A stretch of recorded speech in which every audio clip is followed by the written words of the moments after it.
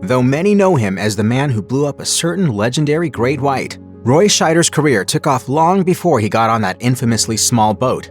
And though he had a long and successful life, his 2008 passing has left many missing the actor dearly. Roy Scheider was born on November 10, 1932 in Orange, New Jersey. Doctors diagnosed him with rheumatic fever at age 6, a disease that plagued him until his teenage years and left him overweight from lack of exercise.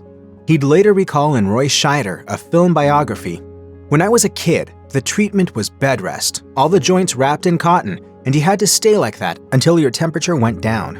He eventually took up boxing and began acting in theater productions in college. As an adult, he reflected that this was a fairly natural progression from the tendencies he had in youth. Well, there always was a little bit of the clown, a little bit of the show-off, a little bit of the wise guy, a little bit of the rebel. After serving in the U.S. Air Force, his film career began with a role in a low-budget 1964 horror movie. However, Scheider would soon become one of the actors who helped define the new Hollywood movement of the 1970s, along with Robert De Niro, Jack Nicholson, and his co-star in The French Connection, Gene Hackman. However, Scheider's best-known role was as Chief Brody in Steven Spielberg's 1975 blockbuster Jaws. Both the film and his leading performance would go down as some of the most influential pieces of cinematic history. Slow ahead. I can go slow ahead. Come on down and chump some of this.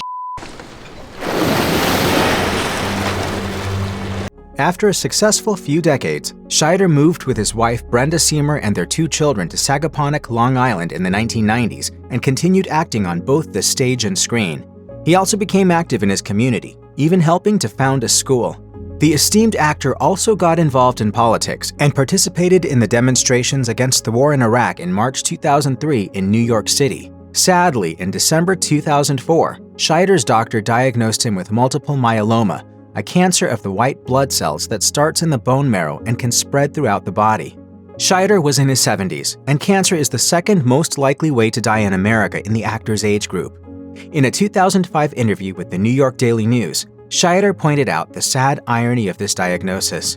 In Francis Ford Coppola's film The Rainmaker, Scheider played a villainous insurance executive who refuses to pay for someone's life-saving bone marrow transplant, and years later, the actor ended up needing his own. Scheider underwent medical treatment at Memorial Sloan Kettering in Manhattan, and he told the New York Daily News the surgery went well and that doctors were able to harvest stem cells from his own body to perform the procedure. Later in 2005, Scheider appeared on The Today Show and discussed how lucky he felt to still be alive. He reflected, "Every single day, it's a miracle."